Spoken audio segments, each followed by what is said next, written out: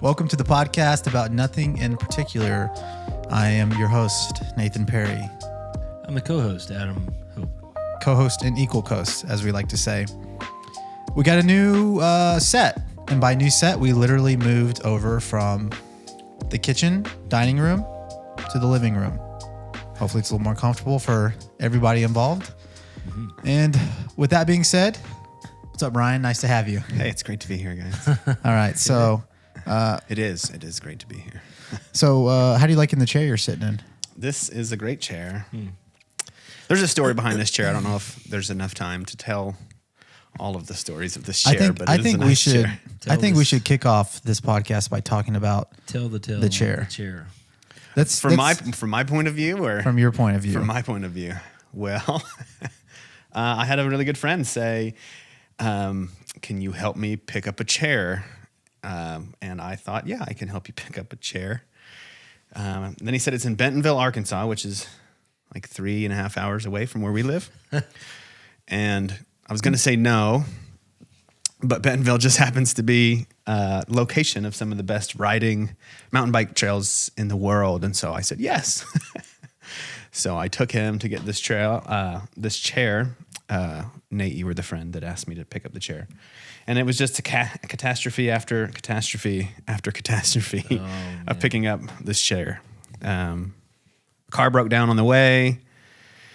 Tried to ride my mountain bike there, and my hand hurt so bad. Come to find out it was broken. And then we came home, and the car broke down again. And what turned out to be a free chair and a fun mountain bike ride turned into $1,000+ car repair and tows. Yep. And everything was going very smooth at first. I think we were watching videos on my laptop, which, you know, as a passenger, not a big deal. Ryan was very aware of the road and he was paying attention. But out of nowhere, that axle breaks. We're going, like 75 miles an hour with cruise control on, and it snaps. And we literally go bicycle up, 2 wheels, car's like halfway in the air at this point. We're going around a curve to begin with. And yeah, you threw that thing in neutral. First of all, it sounded like something blew up because it was just so loud. Because it did. Essentially, that's what happened. So yeah, that was super scary. And then got towed to... What town was Tulsa, that? outside of Tulsa. Yeah, Tulsa. I don't remember the name of the town really, but thank God you're alive, dude. The worst part was I had cruise control set, and when the axle came out, I drive a Subaru, and it's all-wheel drive, and so when the axle pops out, the cruise control is still driving and trying to keep the speed maintained, but with 3 of the axles in. So the two-wheeling escapade you talked about was because it tried to maintain speed with 3 of the axles driving the vehicle, and it caused one of them to disengage, and it was pulling me off the road, and I'm swerving, and it's still pulling, and that's yeah, it was an adventure. But you know, we went to that town outside of Tulsa, went to the Hard Rock Cafe. Casino. It's the casino. Hard Rock Cafe and Casino. We tried to win our money back. We ended up losing $25. So be it. That's the way it goes. That was factored into cost of repairs as well. Yeah, pretty much. Really, we were just like, you had never been to casino. Yeah. So we were just kind of like, by the way, casino is a really depressing place. So is it really? They are dark and... No, it's kind of bright. Yeah. It's very, it's conducive to stay there a very long time, I would say. And lighting's like perfect. Sound levels are perfect. No smoking in this part No of the smoking. Casino. They really spend a lot of time and effort to figure out how to keep you there. Very large screens, very engaging. I think most people in casinos are pretty... Well, the people that... Okay, first of all, we were there at like 12 o'clock? 12, yeah, 11:30. Middle of the day. Yeah. If you're in the casino at the middle of the day, it's pretty grim group of people. Not a lot of people, to be honest. Kind of older people, a few younger people, and I was like kind of surprised. I'm like, there are better things to do with your time. We just happened to be there and like had spare cash, and we actually did not feel great about the cash that we lost. I called my lovely wife to tell her that we'd stopped at a casino to keep her updated on our trip, and I was like, we ran to the casino and we put 20 in. She goes, "You idiot." now it's gone and you'll never get it back. Didn't know. Yeah, I know. I personally just did 5 because I think I only had like $5. That's all the cash you had. I had a 20, you had Yeah, a 5. man. We just ripped it. Yep. But Should have went to like an arcade. Yeah. honestly, Chuck E. Cheese So- is way more fun. Try to get like a stuffed animal claw machine. yeah. So Man. went there and then got everything fixed. Went to Bentonville. Kind of rode around a little bit on the bike. Your hand's broken from jujitsu, which we can get into a little later. Yes, it was. Hey, did you ride a bike? Yeah, You yeah. I too? rode. It was a bike actually. It's a bike that was given to me actually by Ryan. Oh, nice. It is a what is it? Is it a mountain bike or a road bike? It is mountain It's mountain bike. Oh, nice. It's a Schwinn Axum, I believe. Yeah, a Walmart, but it has a few customized parts on it. Yeah, Walmart actually has a decent line of mountain bikes for pretty inexpensive, and Schwinn, and there's a couple other brands that are not bad that can be ridden and tested to see if you like mountain biking. So Yeah. very Yeah, entry. I like mountain biking. I think I'm just too afraid to get hurt, which seems pretty inevitable if you're going to mountain bike.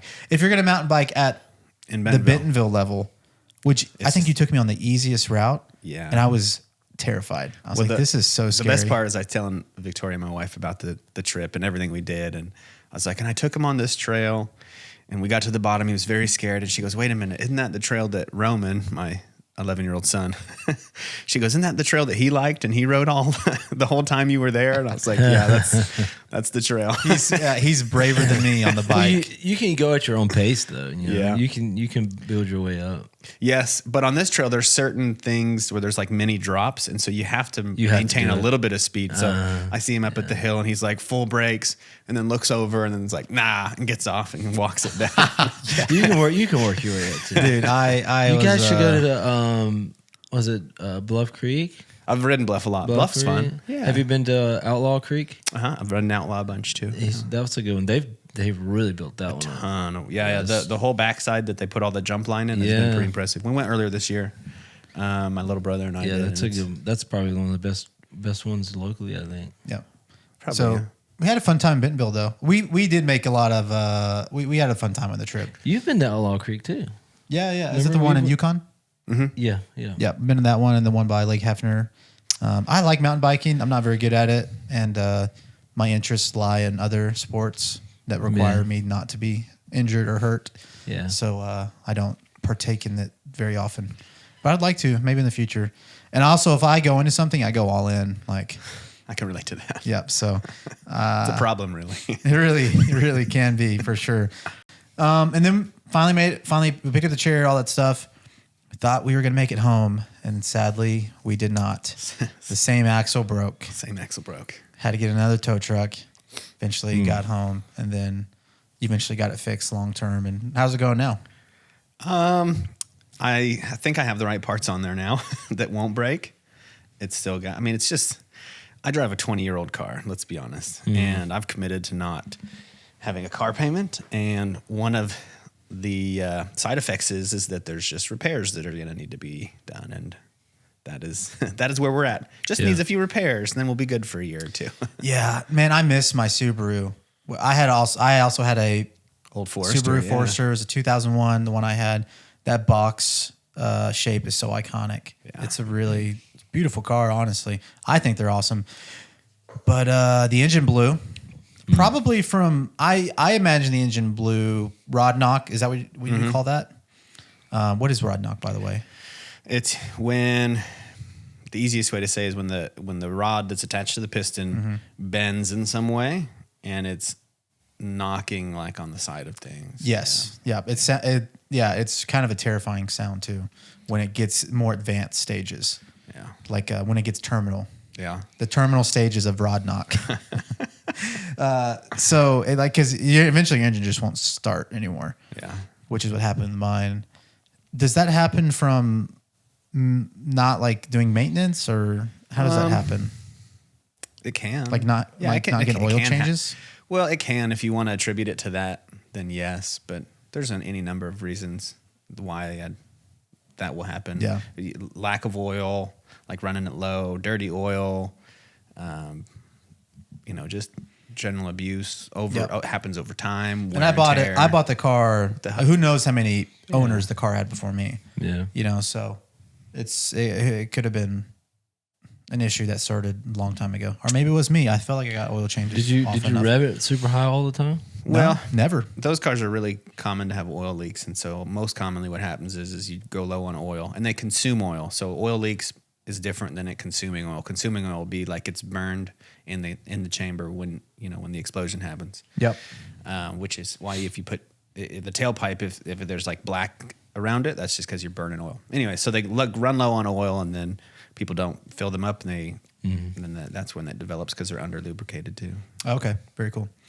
So speaking of cars, mountain biking, travel, you are a guy who has lived in quite a few places, done a lot of stuff. Things, yeah. So, and kind of what I want to bring you on is talk about what it means to be a self-made man, and how to be a self-made man from somebody kind of like all of us, I think, are on similar boats. Didn't have the upbringing to really be, I guess we didn't have the upbringing of, a lot of wealth or a lot of opportunities per se. So me, you, Adam, we've all kind of had to work our way to where we are in the world. And you as a friend and, someone I look to for advice, for all kinds of things, I've called you about cars, called you about finances, called you about all kinds of stuff. Just kind of want to hear a little bit of your story and, some advice you can give to people in similar situations who maybe didn't have the upbringing to get shown, the way, and then kind of stuff you've learned along the way. So that is a monstrous question. I guess we don't know how you can get an answer out of that. Well, yeah, I know that's kind of question. That's the big topic. But I guess we can start with you're from Wichita, Kind of. right? I am kind of from Wichita. Well, so- I guess mainly from Wichita, right? Yeah, I would say most. I'll give you all of it. I was born just outside of Kansas City, in St. Joseph, Missouri, just to the north. My dad was a pastor there, and the church he was at, they'd mutually decided to part ways. So he started his own congregation in Wichita, and we moved there when I was about 12. So I was there from 12 to about 18 years old. And I got married right as soon as I turned 18, or a few months after. And I was in Enid, actually. My wife lived in Enid, so I moved from Wichita to Enid as soon as I turned 18. We got married, and we're in Enid for like a year. And then we were back in Wichita for like around a year. And then we moved to Denver we were there for like 5 years. So am I from Wichita? Sure, kind of. My mom and dad still live there, and my sister kind of still lives there, and my wife's brother lives there, but I'm kind of from all over. Yeah, I understand that. I totally know what you mean. Yeah. Okay, so why Denver? How'd you end up in Denver? Because that's kind of that's like a bigger part of your life, I guess, right? Yeah, Denver. I would say so, because we came to Oklahoma City Metro from Denver. And why Denver? So we were in Wichita, and we didn't have kids, and we were newly married, and we both worked, and it was kind of like the sweet setup, right? You can kind of do whatever you want. We didn't have a bunch of debt. Neither of us went to college, so we were just like, let's just do something. So Denver, my oldest brother lived in Denver at the time, and then my wife's, Victoria's, had some family that lived there, and we thought it would be cool, and it's a cool city and a cool area, and so we just threw our stuff in a truck and moved out. What was your favorite part about living in Denver? My kids were roaming. My oldest son was like, we moved here when he was about 4. So that part of your kid's life when they're the smallest is probably my favorite. Like, that's the point of life when you walk in the door and they like rush to your knees, and and now that I'm thinking about it, that's my favorite. That's the thing I miss most about that, is just that we had a tiny little house, and it was just a tiny little family. And at that point, it was just, we didn't have a house payment or car payments, or it was just life was super simple. We were broke, but super simple. That's the part I miss the most. Okay. So, that kind of leads me to, I guess, another question is, you were broke, you were young. That's kind of how everyone starts out. Yeah. Most people start out. Some people don't. But you're broke, you're young. Now you're older. You're not old. You're like in your mid-30s. But you're older, not broke. So what brought you to Oklahoma City, and kind of what avenues of, business or, career, what happened? There's really no other way to say it than it's just everything that's happened in my life has really been when I look at it, it's been a God thing. I believe that you can, like, God doesn't have like an exact set plan because we're humans and anybody can make decisions. But I think that there's like things that happen in your life can really shape you for the next steps that you decide to choose, right? But it's always just been a God thing. So when we were there, we had a small kid. We had just had our second, my daughter, and we were like, what's the next stage of our life look like, right? We wanted to buy a house. We wanted to, to make progress at that point. And I think that couples or people in general start to get to a point when they're like, okay, I'm not a kid anymore. I'm an adult now. What does it look like to start being an adult? And we'd kind of reached that point, and we knew that my wife at the time didn't work, so it was we were a single income, and we're like, we just can't do it here. It's too expensive. We've got to figure out a way to just we consolidate even more, right? And so through the Volkswagen community, I knew a guy that worked at the Fowler Volkswagen down in Norman, and he'd offered me a job, so we just kind of did the same thing. Same song, second verse, threw it all in a truck, and we headed down to Oklahoma. So that's kind of the thought process behind coming to Oklahoma was just like, we can't do it there. We can't live the life that we want there, so we have to something else has to change. And certain people would look at it as like, well, my spouse has to go work, to be able to do the things we want to do. And our kids are so small. We early on, we made the decision that we want her to stay home. We want her to be able to be with the kids and to raise the kids. Because I think that's not something you can put a dollar amount on. You just kind of have to suck it up for a little while. And that's what kind of brought us here is that thought process. Nice. So what job were you doing at the time? I came here to be a service advisor. So when your car breaks, like mine did, you take it into a shop and you talk to a guy who's not the mechanic. And I was the guy you talked to. He tells you what's wrong with your car, how much it's going to take to fix, and when it's going to be ready.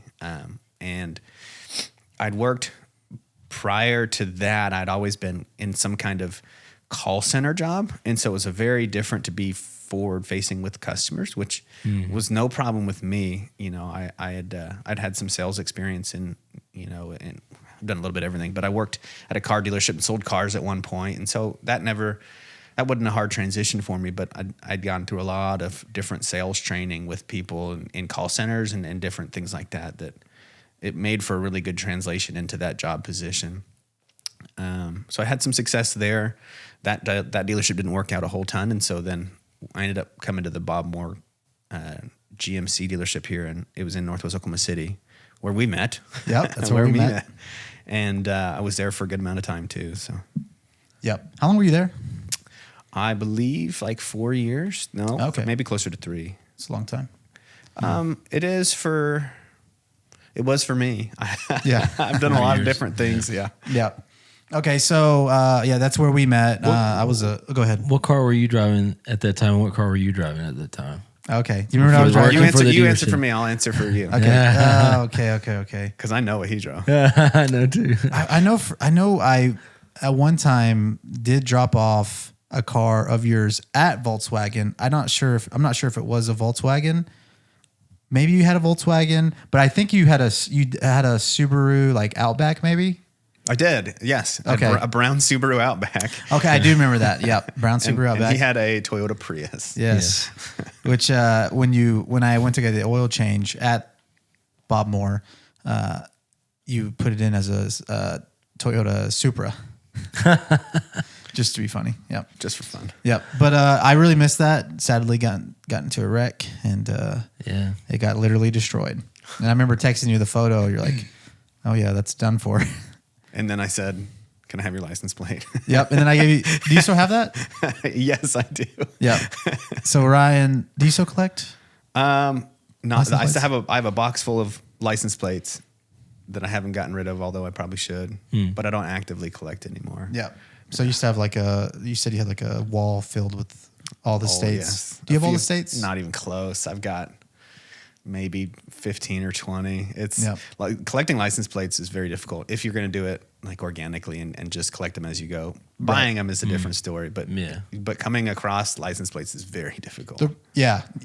How I just happened to get in a wreck. Happened to live in Kentucky when I bought the car. Had a Kentucky license plate. So happened upon it. Yeah. Yeah. And then now, I mean, now people keep their license plates pretty much. In Oklahoma, yeah, and I'm a lot not of sure states. A lot of states are like that. You keep your license. Yep, plates. and just go to the next car, which I think is good because you save money.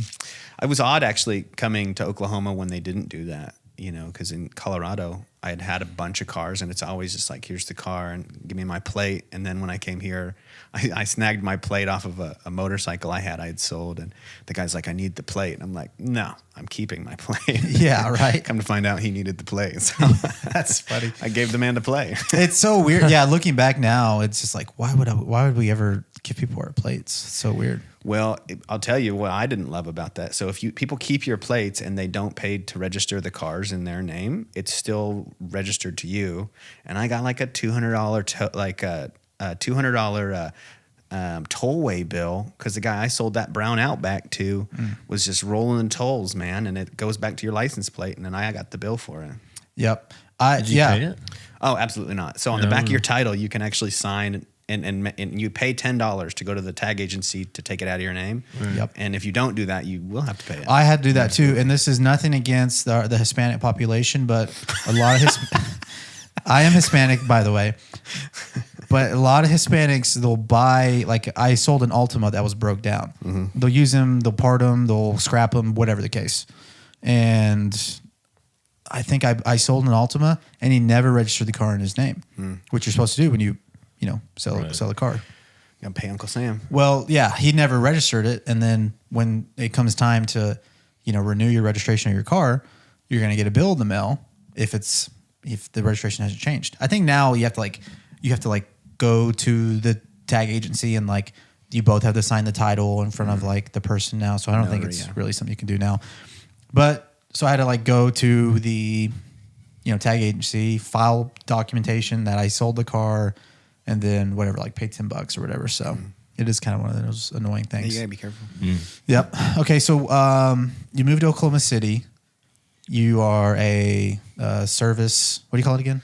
Service rider, service advisor. Service advisor. Insert Okay. name here. You do that for a while, and then how did you get out of that industry and move into the industry you're in now? That's kind of a. You don't have to go all the way into it. Just a brief overview. That's, I would say, is when in my mind I started to try to start taking back control of my life and in my time. You ask, what does it mean to be self-made? And I think this is a key point, is that you have to start putting a higher value on your time. I was in the car business and I made phenomenal money, and I learned, I learned to not value myself at an hourly rate. And I think that's a really key point for some people, that they need to hear this, that when they think of a job and they're paying $18 an hour, $12, $20, whatever, put a dollar amount on it. It doesn't matter. At some point you need to understand that to start achieving that to get into the next tax bracket, you can either have two incomes, or if you're doing it by yourself, you have to start thinking of yourself not as an hourly guy, but how can I make the big number, right? And most people, they think six figures, right? And so that was kind of a transitional point for me, where I was, the car business taught me that I do value myself enough to know that I can make a six-figure income, right? And then once you see yourself in that light, then the car business is tough because it requires you to work really long hours. And I'd kind of fallen out of love of working at the car dealership, that kind of thing. And so I really was starting to, you went through this with a job where you're just like, I really am not crazy about this job anymore. I really don't want to be here. And 100%. That was kind of during COVID. And I got to the point, I just bought I bought the house I'm living in now. And the guy that did the loan for me, that did my loan, the mortgage guy was like, hey, I came from the car business. You should think about doing what I do. He said, I think it'd be a good fit. And it was kind of during COVID when, people were working weird and there was so much uncertainty. It'd be like the car dealership I was at the time, it was like we'd work a week and then have a week off. And then they had us in 2 crews. And it was just a mess. And I was working a ton, but had some time off. And I got a taste of that freedom of my time. And I was like, I'm done. When we go back to full time, I don't want to do this anymore. Right. So I just bought the house. The guy introduced me to the idea of being a mortgage lender. And I was like, that's for me. That's what I want to do. And so it's been it has been a labor of love and learning the industry and learning so many new things. But I think right around the end of 2021-ish is when I got into lending, and that's been huge because it's really allowed me to take control of my time, and I can work remote, or I can work from home, and I can work as hard, or I can, have a day where I just do things for my family or for me. And it's been probably one of the best things that's happened to my family, I would say, in some ways, maybe not in others. And how many years have you been doing that now? So I just said to a client today on the phone, I said, everything is referenced in terms of around COVID, right? So I'm thinking here, it was around the end of COVID, so 21-ish, when things started to go back to normal, maybe 2020-ish, somewhere in there. It seems like COVID's like, like we have like BC and AD, like before Christ, and then whatever AD's Latin stands for something. That was like 9/11. Yeah. And then it was like 2007. Now we're living in the post-COVID era. Yeah, the housing market crashed in 08. Yeah, exactly. And that was COVID. Yeah. So it was shortly after that. Yeah, when your spleen was removed, whatever. Yeah, exactly. Blood clots. Yeah. Well, I had my last blood clot in 07. No, I've never had a blood clot. But people, yeah. So, okay, you've been doing it for a while now. Mm-hmm. And what is, I know a little bit more about it because I was pursuing that, and then I did all the... I tried to sell you on it. I did all the training for it, paid $200 or $300 or whatever I paid.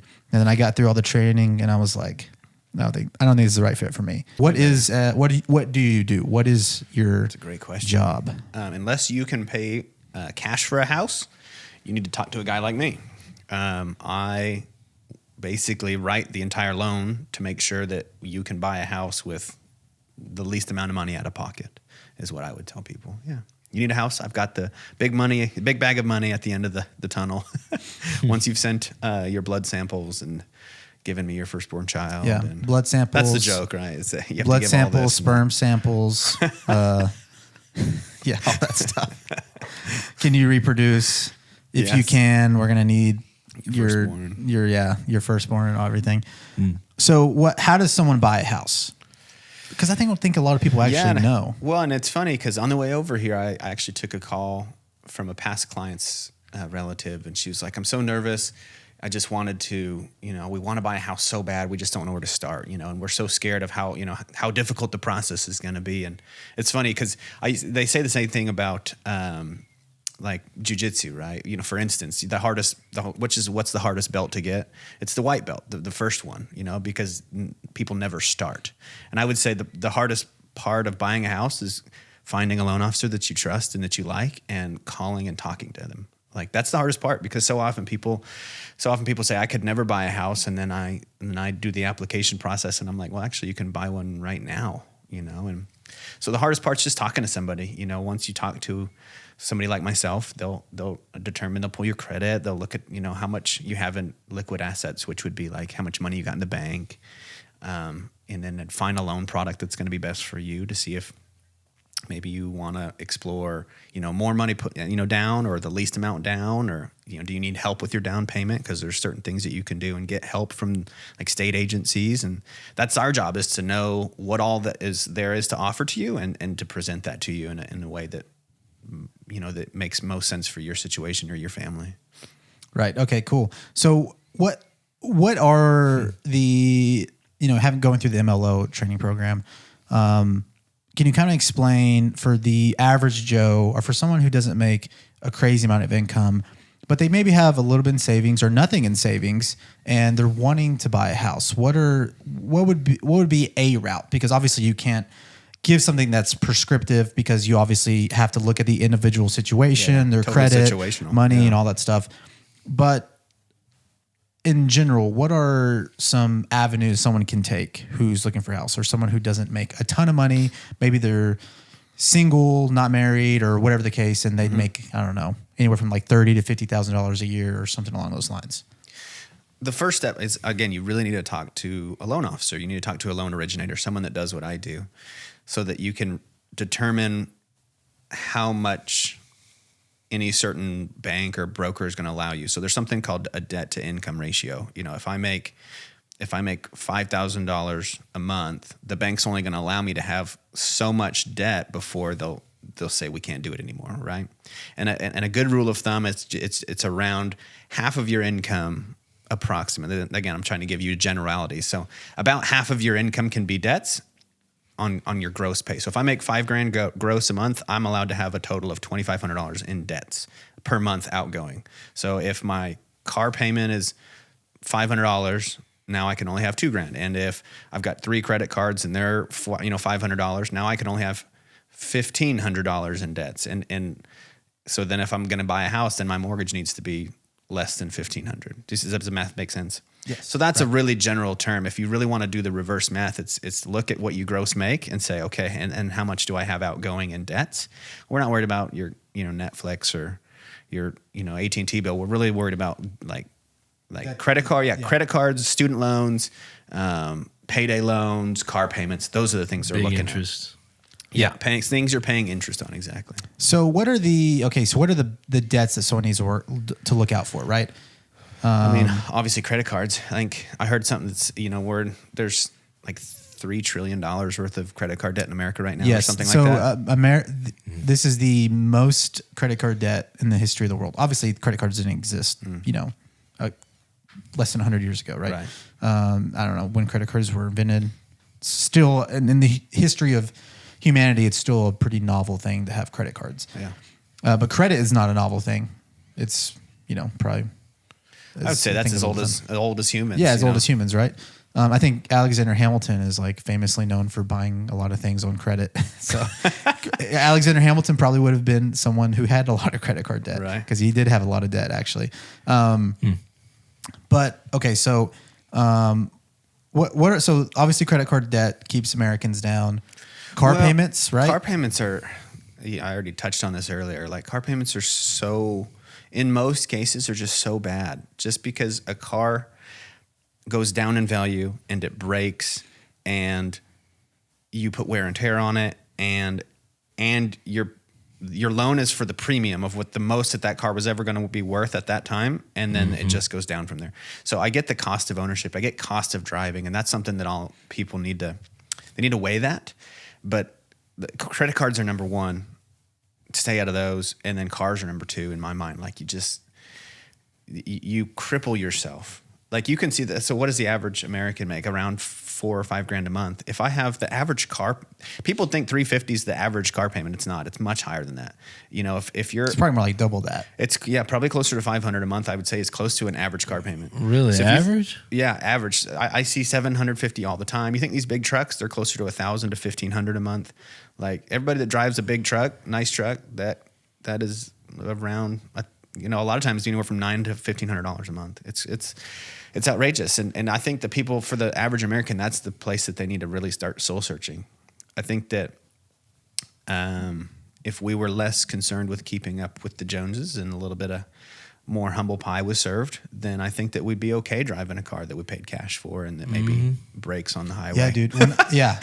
It's cheaper to fix your car that broke down on the highway generally, right, than to have a car payment. I mean, well, the best part about it, and this will be really quick, but when we were on our way back, I totaled everything I'd ever spent on my old car, everything, and how long I've owned it. It ended up being like under $200 a month of cost of ownership, right? Versus had that been a car that I had making payments on and had repairs, like it'd have been triple or quadruple that. So yes, there's a cost of owning a car. There's a cost of getting from A to B, and you need to know the numbers more than just walking into a dealership and being excited that they said you're pre-approved. For sure. So cars are. Oh, go ahead. So for those who are living a more simpler life and they're wanting to buy a house. Mm-hmm. And you're saying that, okay, credit card debt, let's say they got credit card debt and they got car payment, but specifically for cars, would you say is the best, cheapest car for your money that will last long, that's easy to fix if it breaks? Well, you can go online and just look at the most, type most reliable cars, et cetera. Most of the time you're going to get an import of some kind. You're going to usually get like a Toyota, you're going to get a Honda or something along those lines. Again, if you have zero concern with what people think about what you drive, right, and you're just going to make an educated decision, then you're gonna end up with something that's probably not the coolest car on the road. Right. But Dude, when I was at Paycom, Or it is the coolest car on the road. in my mind, I love my when I old was, car, man. when I was at Man. Paycom, I drove the 01 Subaru, and then for a while I drove a really beat up truck borrowed from my friend. But I literally had one of the oldest cars there. Yeah. There is the thing about keeping up with the Joneses. A lot of times when people get that corporate job or they get that first nice paycheck, one of the first things they do, buy a car. Yeah. Super expensive to do so. It really can keep you from building the life you want, in my opinion.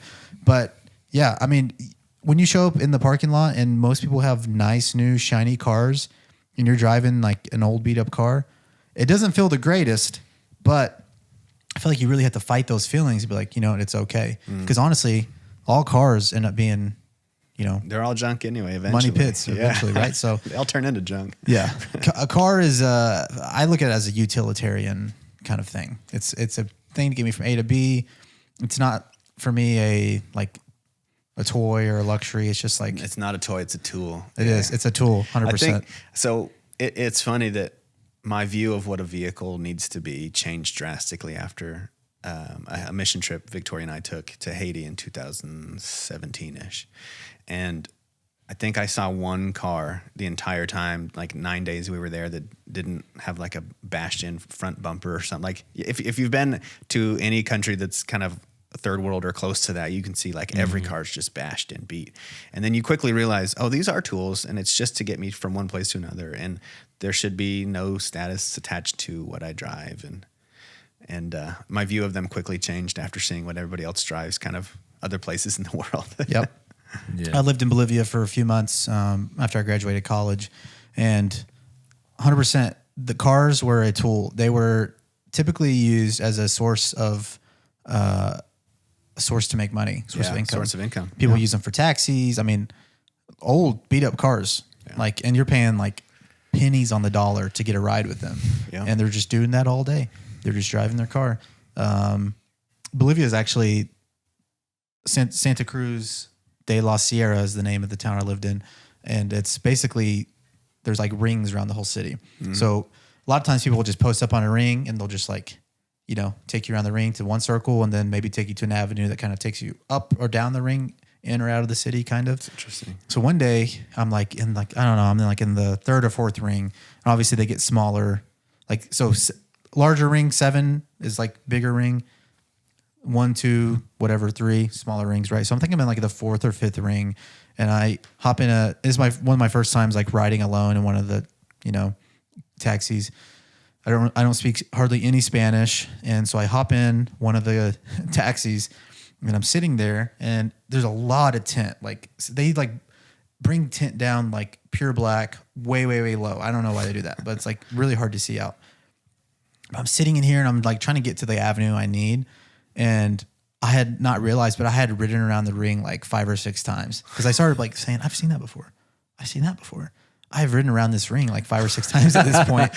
And I'm like, okay, obviously I'm a little bit lost. So like, I don't know, this guy's probably thinking, why is this guy not getting out of my car? I've literally gone everywhere in that ring. So, but yeah, cars are 100% tools. Yeah. And there's a lot of great cars on the used market that aren't terribly expensive. You could either easily save up or be able to pay for pretty affordably, I think. Yeah, to answer your question, Adam, I would say that we need to start. You start with making sure we minimize and simplify our outgoing expenses, and for things like that, we just need to buckle down. People just have to have discipline, myself included. And I feel like that if I'm going to tell something they need to do something, and for instance, you need to buy a car cash. If I say that, well, then I need to be practicing what I preach. So I do. I really try my best. I drive a car that is paid for. I don't. I could afford maybe something that was nice with a payment, but that's defeating the purpose. And I really want people to understand that it can be done. So when I tell someone this is what you need to do, then I can tell them, I do it. I do it. And so. Really minimizing your outgoing expenses is for someone that just wants to buy a home. That would be the place to start, is minimize all that, pay things off, the silly debt, the unsecured loans, the credit cards, and then just stack as much money as you can, save as much as you can, and Start to sound like Dave Ramsey, but I think that Dave Ramsey Get an extra approach- job. Get a third job. You rice and beans. Yeah. Oh, there's this Get like as many clip- jobs as you can There's this get. clip I saw yesterday of Dave Ramsey, and he's like, someone said like they had like a bunch of debt, and he's like, you got to work 80 hours a week now. But like they took it out of context to like make it funny or something. I Yeah. don't know. That's not. Maybe I'll find it, try to show it. But I don't know. well, I like some of the stuff that Dave Ramsey has Yeah. to say. And here's kind of you to the way you introduced me, self-made. And I chuckle at that because I don't think like that at all. But people need to remember. I'd said that people need to start valuing their time and really start. His answer would be go get another job. Well, to me, there has to be. I need to start thinking of other ways I can make money. So I tell people, find a side hustle. Don't go get another job because you're really limited on time, and we all have families and we all have things we need to do. Side hustles fit nicely into that. And you've got to find a way to increase your income or decrease your outgoing expenses, or both. And side hustles, I think, are the way for that. And so I preach people, find a side hustle, whether you're going into Goodwill and buying T-shirts and flipping them, or you buy, I've done all, if there's a side hustle, I've done it all. I used to flip cars for fun, like inexpensive, cheap cars. I'd buy cars and resell them. Through COVID, I refinished furniture. It's yeah. I think it all comes down to like what's your end goal, right? Right, exactly. Like for me, my end goal, I really want to be like a therapist, right? Mm-hmm. I think, I think it'd be a very fulfilling career. It's something I'm interested in. I've done only one class so far, did well in it. I feel like I'm learning a lot. But for me, my end goal is to be a therapist, right? Mm-hmm. Right now I work for myself, doing photography and video and freelancing, and have a small media production company that's hopefully going to grow. I've got a full-time client now that I service and want to take on more. But for me, my goal is to be a therapist, and the only way to do that is to go get a degree. Now, when I get a degree, to be a good paying job, lots of room for upward mobility, lots of room for working for myself in the future after getting licensed and so on and so forth. I'm exploring taking on maybe a part-time job in addition to the work that I do, because I want to keep my student loans as close to zero as possible. for sure. Yeah. So for me, my thing is do my business, but also potentially take on a side hustle or a part-time job to continue to keep the end goal in mind, which is graduate, become a therapist, have close to zero debt if possible. Yeah. So I think it's also important to take, what's your end goal? Yeah, clear expectations of what I want, For sure. and what and if your clear expectation of what you want is, sometimes you need to realign with what you can afford, and figure out how to make those meet, for sure. And there's seasons. I've done seasons where I've had extra jobs, and people just need to understand that. I have to remind people of this, like mom and dad, a lot of times, or grandpa and grandma, right? The grandpa and grandma, I feel like everybody has a grandpa and grandma that they viewed as wealthy, right? Or somebody, or some kind of somebody they looked at in their family. And I tell people, like, that didn't happen overnight. Like this is a very long process, and you need to keep your eye on the goal, because if you lose sight of it, you can lose everything quickly. Yeah. Kind of back on the housing thing, because that's a huge topic right now in America. I think if you would poll most Americans. So first of all, most Americans, I think I read a study or something, they ran out of money, right? Most Americans are living paycheck to paycheck. Mm-hmm. So obviously that leaves people with, okay, how can I ever buy a house if I don't have any money saved, right? How much does someone have to put down to buy a house? Well, speaking in general terms again, so because this is hard, every situation is different. There's different loan types that have different down payments.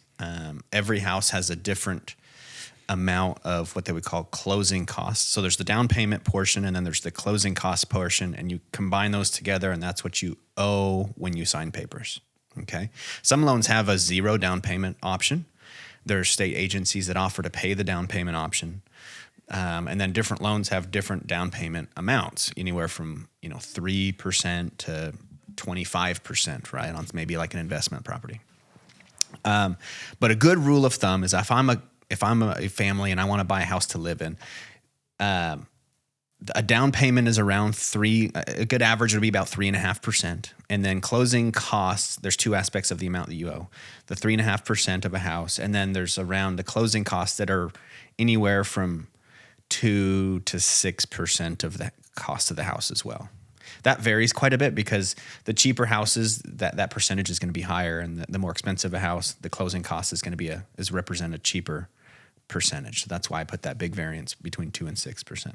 So if I'm looking to buy a house, my down payment's 3.5%. My closing costs are 3-ish percent, 3.5%. So that's like 7% combined. So if I'm looking at a $100,000 house, it's around $7,000.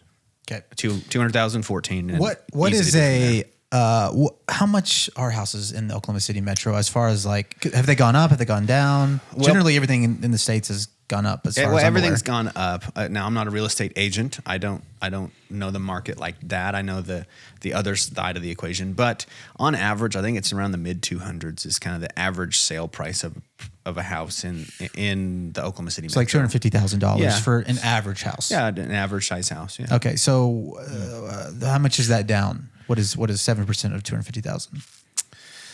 Without a calculator, Nate. Nate, you want me to just fly? Okay, so You got a calculator? Am I got a calculator? well, I can do it here on my phone. So Like if 32,000? the closing costs are going to be different too, and then the I was taxes. making a guess. I I couldn't was quite hear guessing you. 32,000. It's so 250,000 is going to be around an $8,800 down payment, somewhere in there. That seems So close like a to lot, nine. but achievable. A lot. That's a good way to put it. A lot, but achievable. Most Americans, when they get a good amount, like a whole household, will get close to that in a tax return. You know, a lot of people can get close to that. Not Yeah, most. if you have like kids and yeah, stuff. if you got kids and you're a family and you're kind of established, that's going to be close to what you're going to get in a tax return. And then your closing costs will be similar to that. So on an average size house, $16,000 to $20,000, maybe less, and again maybe more. But then again, there's so many variables, right? So there's down payment assistance that can cover, part of that cost, right? Yeah, because you have your what I think there's what are the different kind of like I forget the name of like the different loan types. Yeah, There's so without getting into really, really deep. So all loans, unless you put, and this is, people think I have to have 20% to put to house, to buy a house. which is the Dave Ramsey kind of like drill that. Yeah. Like you have to have 20%, And which is super hard in our economy. That's for sure. extremely. Then you're close to $50,000 out of pocket on a medium-sized house, right? Yeah. Which seems unattainable for people, and it needs to be smaller than that, for most people. Again, I like Dave Ramsey, but I don't agree with him when it comes to the way he talks about real estate. Right. So to go back to your question in terms of like the down payment assistance or what kind of loan types, loan types are talked about because if I don't put 20% down, I have to have something called mortgage insurance, and that's not for you that buys the house. That's for the bank that owns the house till it's paid off. That mortgage insurance is if you default on the loan and you foreclose and the bank has to take the house back, that insurance covers maybe the time you don't pay your mortgage and the cost to rehab the house and to make the house whole. Like that makes them whole. So the insurance, the FHA is what people would call like a first-time home buyer loan. Traditionally, that's the government, the Federal Housing Administration. That's them insuring the loan. A conventional loan would be you're finding a third-party company, kind of like your auto insurance, to insure the bank until the house is paid off. Does that make sense? Yeah. How much is that insurance? Well, it's built into the loan. So I don't actually ever. I can give you that exact number, but I don't ever even. People usually don't even really know it. It's really not super consequential, really. It's not, if it's built in. $150 a month built into your mortgage, $80 a month built into your mortgage. It really varies. But it's not if you've got a $2,200 mortgage, 150-ish is built in for that mortgage So insurance. what is a mortgage? The ins and outs of a mortgage. The ins and outs. What is a mortgage? So a mortgage is basically the note. That's what says that you owe the bank money, and until that's paid off, you continue to make the payments to them over 30 years or until it's paid off. Let me ask you this, and we've talked about this before. You buy a house, you live in it for a few years, you want to buy another house. How kind of give your because you kind of have a way you're kind of building your wealth and portfolio doing that. Can you kind of give some insight into that? Speaking my love language here. So most people will buy a house and they'll live in it for 2, 3, 4, 5 years. Then they're going to sell the house, and then they're going to take that money and use that as the down payment, et cetera, on the next house. That's most commonly what happens. And that's great, and that's wonderful, and that's a great way to work your way up into the house that is what most people will call their forever home. And that's good. There's nothing wrong with that. I view real estate as a tool similar to a car. Like, I truly believe that your 401k is not going to, in most cases, is not going to retire you, right? A lot of us contribute to our 401ks, and that's just not going to be enough. So we've got to figure out ways to be creative and to be thinking about this and proactive. So what I tell people is buy a house and do your best to never sell a house that you buy, right? So the 2, 3, 4, 5 years that you're living there, you need to be actively thinking about the next house. You need to be saving for the down payment for the next house, because you can have up to 10 mortgages in your name at one point, right? So when you move out of the next house and go to buy the second one, we just put a renter in the first house. And there's a lot more that goes into this, and I'm trying to simplify it, but you put a renter into that house, and then you keep that when you go to the second one and the third and fourth and so on. And my philosophy with my wife and I is if I can get 5 houses, right? 5 houses at an average price of $250, that's $1 million. If I can get them all paid off, then I can retire, right?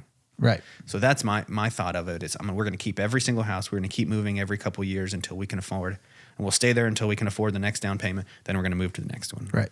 And it's to your benefit to stay for a couple of years at least, right? For tax reasons. Because if you rent it out before you've lived in it for a few years, there's like some tax implications on that. There is, and you'll need to talk to a CPA, which I am not. Yep.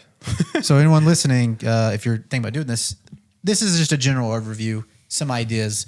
Obviously, you need to talk to a CPA and follow all the, laws and regulations. That don't end you up in locked These are just ideas. These are not advice. So that's right. Okay, cool. So, so how much should someone have in savings for when they have a house? Obviously, if something needs to be fixed on the house, that comes in. Yeah, and that's where I would lean kind of on what the Dave Ramsey talks about. You really need to have an emergency fund.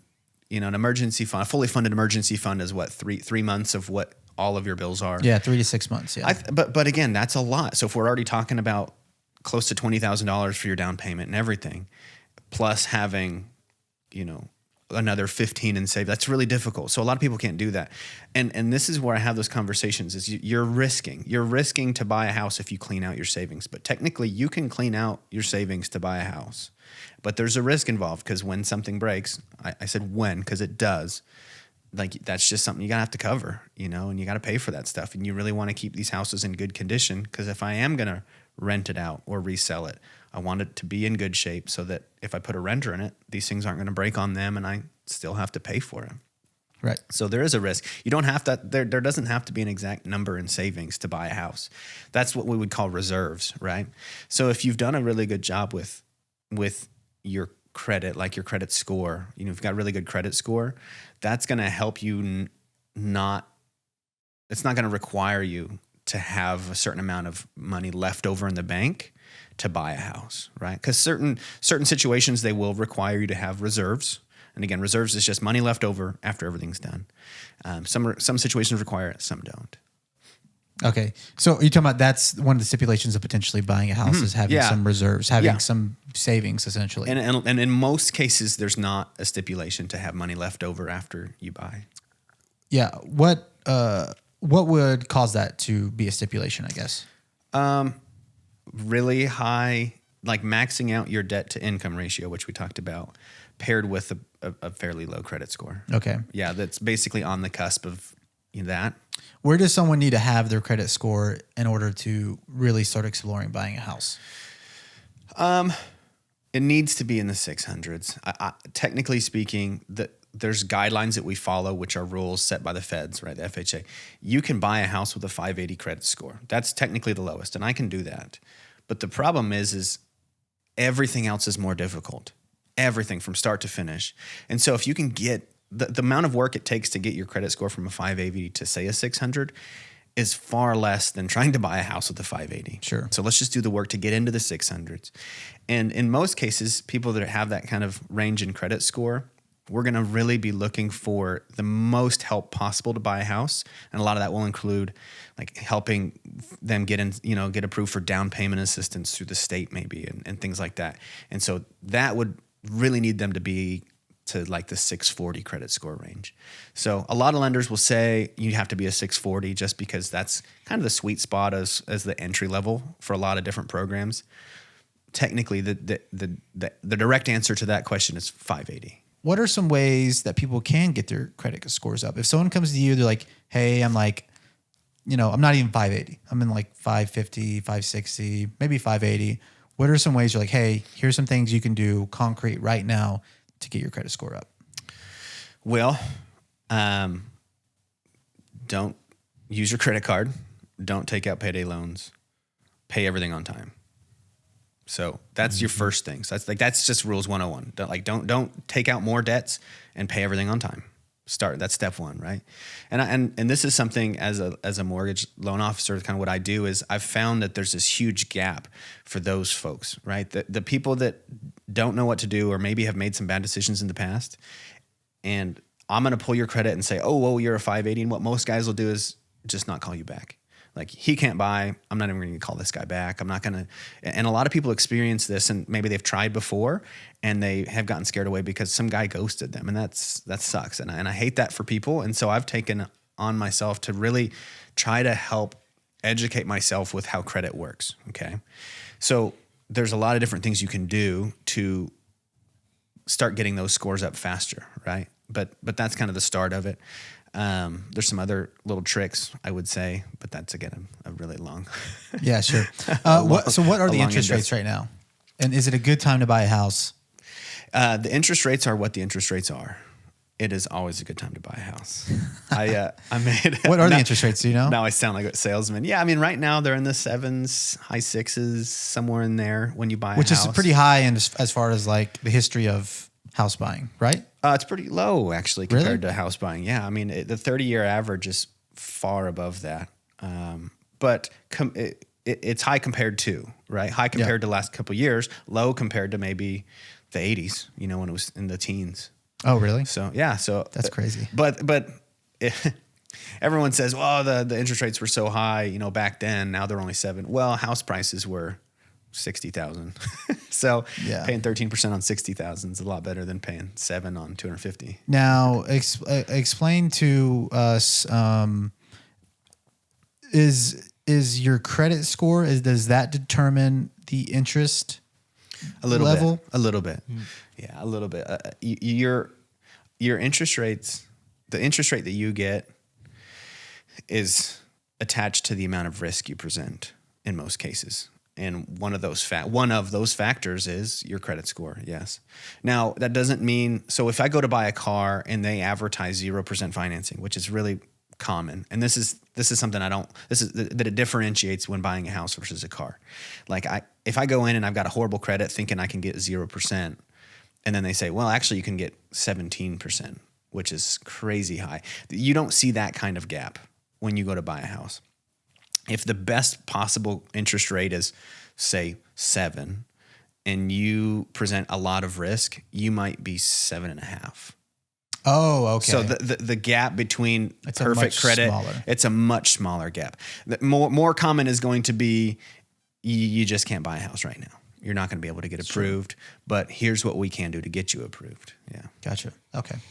Yeah, that's interesting. Yeah, I didn't realize that because I think I tried to buy a car once, and I don't remember when this was, but they were like trying to do 18% on a car. I was like, no way. No way. That's insane. I'm glad that you did not make that decision. I think that I never speak ill of anybody that does something professionally, but I think that certain lending tactics in certain industries can be predatory, and that's one that's just it's a slippery slope. It's very dangerous. Like if I go in and pay 18% on a car that's $20,000, legit, my payment's going to be $700 or $800. Like it's and if you're just paying minimum payments, that's guess math, right? I mean, but it's probably pretty close. Like that's just too much. And if you're paying minimum payments, you'll spend years without getting any progress on actually paying the car off. You'll never make progress. Yeah, the car will literally fall apart before you're paid off. It'll, Yep. it's 100%. it'll be the end of the loan, the end of the note, probably 60 or 72 months. Just eat some ramen for lunch every day for about 2 years. Save your money and then buy the Well, you might die if you do that. That's the Right. only problem. Well, just for lunch. Yeah. It's not for every meal. Yeah. Yeah, just for lunch. Okay, fair enough. Eat more ramen. Yeah. All right. I think that answers all the questions that we had for home buying and stuff like that. Do you have any questions So about that? yeah, so I want to go. You mentioned like your dad was a pastor, and you mentioned that you've gone to Haiti with your wife, and so just out of guesswork, you're a Christian and believer in God. How has your relationship with God and your understanding shaped the way the path that you're on now, and maybe the future decisions? That's a good question. I did say that, that a lot of the things happen, I feel like are God things. And so often I think that even American Christians, they just have lost sight of what's important. Like I talk about retirement and I talk about building long-term wealth, and this is just things that I say all the time. But at the end of the day, we're doing a study at at church in Matthew, talking about the Sermon on the Mount, and we're towards the end of it where he's talking about, you're a human, you give your son good gifts. Our Father's just going to give us the best gifts. How much better are the gifts going to be that he gives us?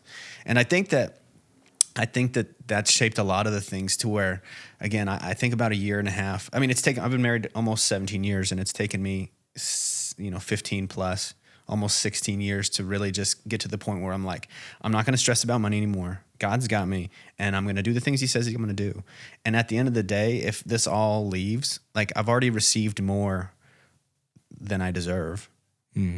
Whether it be money or happiness or blessings with health or anything. Like I've already received more than I deserve to receive.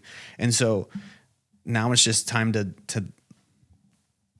just to live the way he wants us to live. So I think that has shaped a lot of those things, but I think that being open and keeping your eyes open to the opportunities that he presents to you is really important as well, and I would say this, that my wife is probably the least materialistic person in this world, and she's really done a good job to to bring me down to planet Earth in a lot of the things, and first of all, find you a partner that does those things for you, because if you're both alike, it's going to be a tough ride.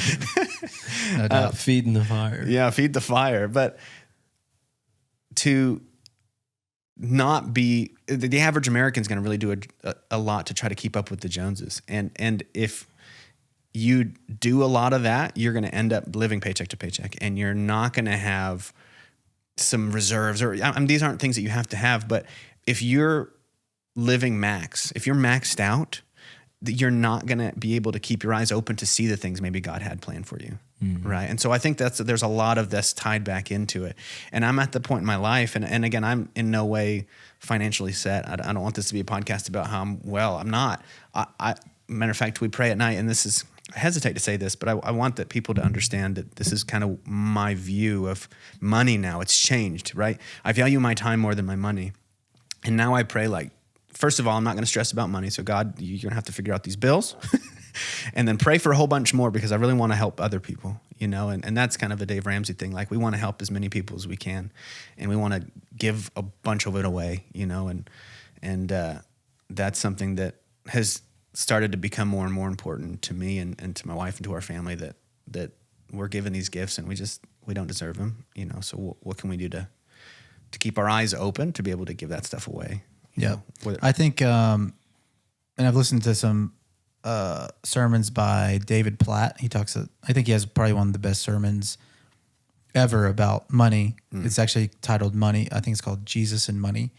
And typically, he was saying, like, typically the American thing is, as your standard of as your wages increase, your standard of living increases 100%. But he was saying, as how it should be, is your standard of, for Christians, that is, as your standard of as your wages increase, your standard of giving should increase. Well, you already said it when you work at Paycom. You know, you saw all these people, they get promoted and then they just immediately get a new car. Yeah.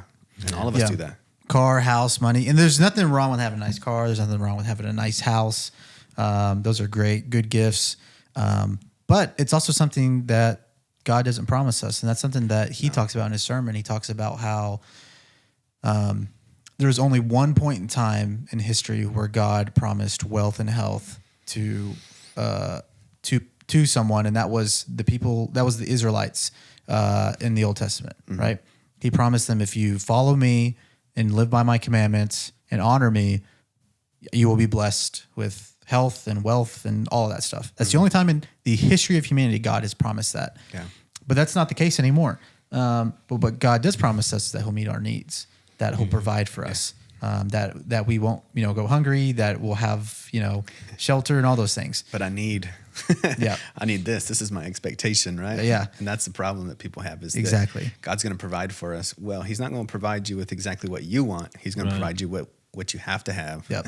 He's and maybe he doesn't. You need. Yep. Maybe he doesn't. He feeds the spirit. And many times he does give us what we want, and that's just a great blessing. But it's certainly not always the case. For me, stepping out and working for myself and freelancing, there are times where I'm like, this is dire. Like if it's not for lack of trying, just I can't. It's a hard industry sometimes to find work in. And there are times I get. I mean, this happened literally December. Like I had I remember this happened every month, but like every month seems like something happens. But in December, I was literally just like, man, I'm probably just going to go give plasma to try to get some money because like I'm running out of money here. About this. Yeah. I've done that before. There was a season of life I had to give plasma three times a week. I didn't have been given plasma, and to be honest, it was traumatic. Like it is. My arm was bruised up, so I'm out on that. Hey, I'm not doing that. That's anymore. a side hustle. There's a good location in More Acres. Every time I'm done. Every time I'm done I've with gone, it. I got scars. I'm done. But anyways, we're talking about plasma now. The point of this, the point of the story I'm trying to say is that I randomly got an email from some random Chinese company that needed work. At first, I thought it was a spam email. It turned out to be legit, and to work with some people I've actually worked with before here in Oklahoma City Metro. And that's happened almost every month. Something's happened, or like now I have a client that I have steady work going for me. I want more. I need more to pay my student loans and stuff. But I know God at the end of the day is going to provide, and He's provided. Right now, all my needs are being met, and some of my wants, honestly. So, but I think there's always going to be a drive for me to do more, want more. That's kind of the human condition, I think. But at the end of the day, I just kind of step back and thank God for what He's provided for me. And if He wants me to be a therapist, and I think He does, He'll provide the funds and the resources to be able to make that happen and not getting, You can totally steal my thing as I get to the end of the month and I'm like, God, you're going to have to figure this out. Yeah. You're going to have to figure this money thing out because there may not be enough in there. Man, I'll give you guys a short testimony. My wife and I it was literally yesterday. My job I guess we've hired more people. Well, really, I've taken off on Saturdays. Like I'm not working Saturdays anymore for me and my wife to have time together, and it's decreased my income. Yeah, my net gross whatever. Anyway, because Saturdays we make the most tips, and so it's decreased. And so my wife, she's more of the she keeps the budget and everything. I just work or do whatever I have to do. But, she was talking like, it's been less and less. And it's like, we need something to change. And, we prayed and I was like kind of frustrated. Like, well, I'm just going to choose a job. I'm just going to go do whatever, anything. But we stopped and we prayed. And literally today I had an evaluation at work and they gave me a pay raise. Yeah. So it's kind of like, man, it's like God's like, He's stringing us along and right to the last man, second. He speaks in so many different ways, but really I've noticed that He's been speaking in like situations. He like shows up in a situation or make things happen. So, that's awesome to hear. If you're out there and you're just ask Him, just pray to Him and He'll show up. Yeah. I think that one of the things too, that a lot of and this is a big, again, I hate to talk about Dave Ramsey so much because I really don't agree with a lot of the stuff he says, but this is one of the things that he talks about. It's a mandatory. You gotta make a tithe. You've got to offer back to your local congregation. You've got to give in such a way that we're commanded. Yeah. And it's so funny is because I've been married for almost 17 years, and it's literally just been until this year that last year that I committed. Last year was my first 12 consecutive months to give a tithe and to literally commit. And there's been months where I'm like, well, this is a hold on tight, moment. And I think that he's constantly shaping us. And this needs to be something that people do. Cause I don't think a lot of your average American Christian is going to be somebody that's trusting God with their finances to that point. I think they're going to give of their excess, not until it hurts. And he's teaching me things continually. And I think he's doing for all of us is teaching things about money. There's a reason he talks more about money than almost any other topic. It's because that's where our heart starts to tug, the connection to the possessions. And as long, the sooner we can just figure out a way to get rid of as much as we can. The faster we can get this off the books for him, the faster he can bring some more in, and we can keep the snowball rolling. Yeah, and for people listening, what Ryan is not saying is that if you give money, you're going to be rich, because that's prosperity gospel, and that is not the case. I think what you're saying is in the tension of it, in the months that are like, it's going to be close. It's like our heart. He's training our hearts to trust in Him more. Yeah, 100%, and testing for sure. our faith. I definitely don't. Yeah. I definitely don't believe in a prosperity gospel. That's a thing. Yeah, but I do believe. I know you don't, and that's why I wanted to say that, because people will be like, "Oh, well." But he tells the story of the talents, right? Yep. He gives those who he can trust with more. He is not going to give somebody more than they can be trusted with. Sure. Like if I start to, if my whole goal is to help people with whatever resources I have, whether that be time or money or the ability to help fix a car or the ability to help understand this or maybe get them a house and to be that assistance. Like God's giving you more than money, resources, and Christians need to understand that you need to use all the resources He's giving you. Right. If you're a stay-at-home mom or a stay-at-home dad or somebody who's got a lot of time, like that's more valuable than the dollar your time is.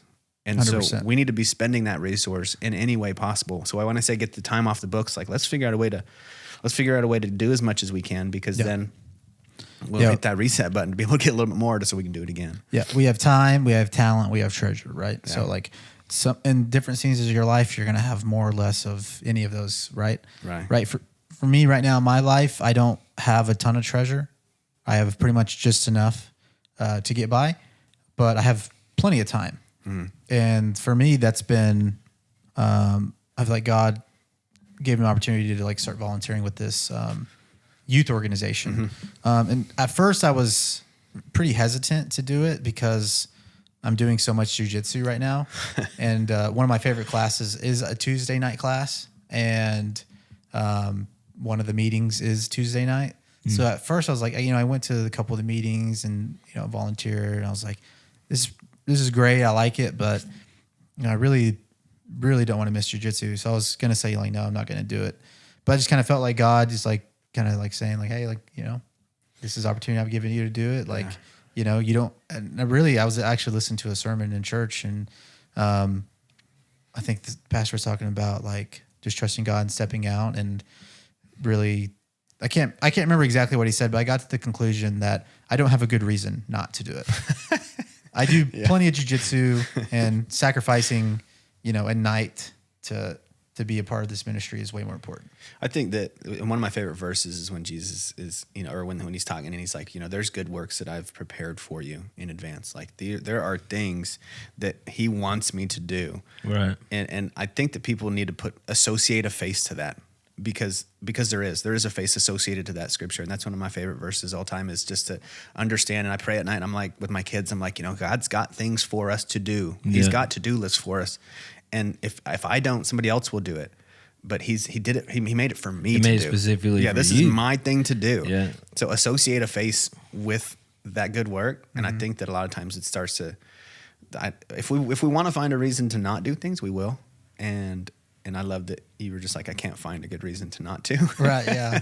Yeah. So, and it's been awesome. I feel like God's been at work, and He's given me opportunities to minister, but I'm as I'm being able to minister, God's ministering to me. Yeah, he will. He will bless you, and not with money, or not with time, or maybe with money, or maybe with time, but he will bless you if you open your eyes to what he's going to do in you. You'll see it. Yep. Yeah. And the blessings may not be the, when someone thinks of blessings, it's like, oh yeah, I'm getting like a gift or money or whatever. Right. Sometimes these blessings are, like perspective. Yeah, perspective. Like they're like these non-tangible things. 100%. And you can't even really quite put them into words what they are, but it's like, yeah, there's this blessing. His in presence, doing it. his nearness, hearing his voice more Yeah, clearly. all those things. Those are the blessings, right? Which I think is pretty cool. Yeah. Amen. Anything else you guys want to talk about? What's your favorite car? Your dream car? I have a theory about dream cars. And this is true with vehicles. We've talked so much about cars. Here we are. They're talking about cars again. The idea and the thoughts of owning a dream car are better than the reality. So I refuse to buy my car, even if I could, which I never would, because they're pretty expensive. It's an older Ferrari. They're like $120,000 or whatever, which could be attainable, right? If you worked solely towards that. But I know that if I were to buy it, there would be things about it that annoy me. And as it is right now in my head, it's perfect. Yeah. Yeah. So I think if you're not willing to work on it, if you're not willing to learn like the ins and outs on it, where you can work on it yourself, it'd be I would. Well, I think that's true with anything. Like for sure. Like anytime you want something, the rush of wanting it and pursuing it is so much more. You get probably so much more dopamine release than when you actually get it. Just thinking, because when you get it, you're like, oh, it's so new, it's so pretty, it's so nice, and then it's like, oh, like now it's dusty and like I gotta go wash it, or like there's like French fries in the floorboard or something. And that's true with anything. Possessions, man. That's right. And all possessions. This is a Matt Chandler quote, but he's like, the future home of all your possessions is the landfill. There's not one thing you own that in 100 years. Well, most things you own in 100 years are going to be in the landfill. Yeah, for sure. Most things. Everything in this room, everything in this house. There may be a few select items that can make it the test of time, but the reality is most things aren't. My mom does own an autographed picture from Helen Keller signed in 1904. No, there's no way. Are you serious? Yes. That's probably worth a lot of money. No, it's not worth that as much as you think. Really? Yeah. Helen Keller? Like $2,000. I mean, there's got to be more than that. It's cooler to like have it than all things are degrading and breaking down at the end of the day. But yes, most things. Well, what does Jesus say? He says, don't store up treasures on earth that moth can break in and destroy, rust. Thieves can break in and steal. I do have a dream car though. And I would like to have it one day. What is your dream car? It's really not that special, to be honest. It's just a Subaru WRX STI. One of the older models that have like the more kind of bubbly. The bug eye lights? Yeah, I like that one. I don't have a specific. I don't have a specific year. I just like those cars in general. Those engines go boom. Yeah, like they blow up. Yeah. Which is, I don't work on cars, so it would be the perfect car for me. It would be the perfect car for you. Yeah. My dream car is most people probably don't know this, a Ford RS 200. Holy smokes, those are sick. It's a rally car. Rally car in Europe. There's only less. I like rally cars. 200 made. Anyway, they were terrible rally cars. Yep. They had a bunch, but they were cool. But they're sweet. I actually seen one in person. But what's your guys' goal for the podcast? I'm about to turn this podcast around. I think my long-term goal would be to. So I look at it in like two ways, right? From the perspective of the conversations we're having, have conversations that are meaningful to us and that help people, essentially, right? Yeah. Like this conversation, right? I think a lot of people are going to listen to it. And, well, if a lot of people listen to it, that'd be a huge thing. But the people that do listen to it, I think they're going to have, they're going to hear things that could encourage them or be beneficial to them. And that's our goal, to have conversations that matter and that help people. Yeah. From a perspective of quality of life, I would like to eventually have a house where I could have like a setup podcast studio where we come in, press record, and keep going. I think that will help us be able to have more conversations, because right now it's a lot of like working with schedules and getting everything set up, and it's time consuming and tiring and stuff like that. Yeah. So as outside of that, I don't really have any strong goals when it comes to numbers. The podcast market is extremely oversaturated. Yes, it is. And there's a lot of great conversations, a lot of big guests. So I don't care about having big guests or, like famous people. We want to have conversations with real people that matter. That's my goal at least. And to be able to have it like a little mini podcast studio, like in a room of a house or something like that. So, but like to be able to continue to do this for years would be my goal too, and if it grows, great. If not, I mean, we're not pursuing like growth. We're pursuing conversations, quality conversations. Yeah. Right. Yeah. Cool. And if we have those, we think we will grow.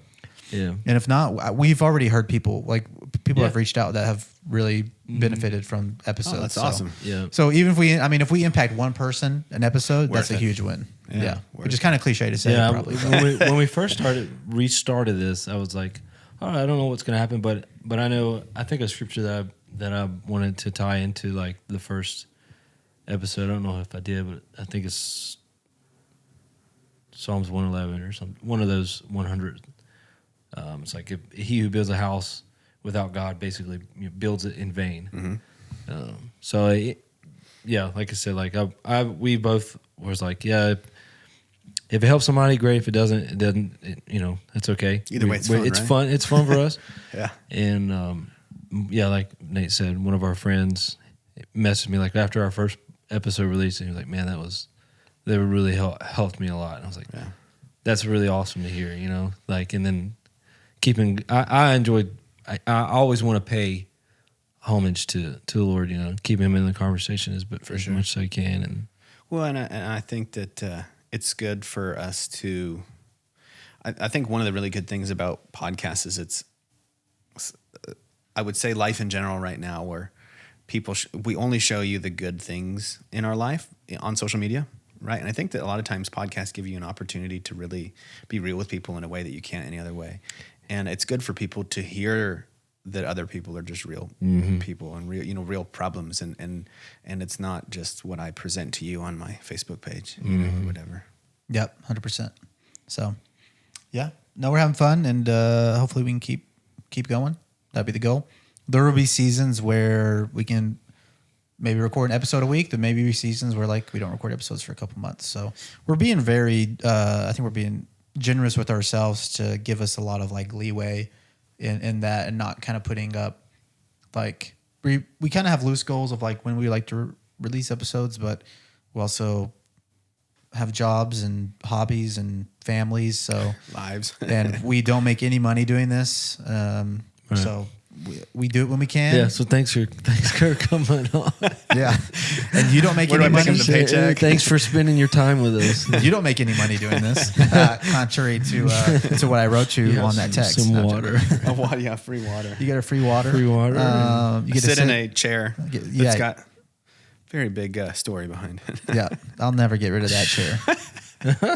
Someone have to take it from me before I get rid of it. You risked your life for that chair, man. Literally. Could have. We probably should have just went home after that. Yeah, the writing was on the wall. Yeah. Man, yeah. And you were nervous. I really wasn't nervous. I really thought, oh yeah, it won't happen again. Yeah, I was pretty nervous. I knew it was going to happen again. I don't know how I felt like it was going to, but I'm just like, there's no way it doesn't happen again. Yeah. Man. That would just be the perfect end. Cool. All right. Anything else before we call it a day? Not for me. No, sirs. All right. That's it. Thanks for tuning in. Bye-bye.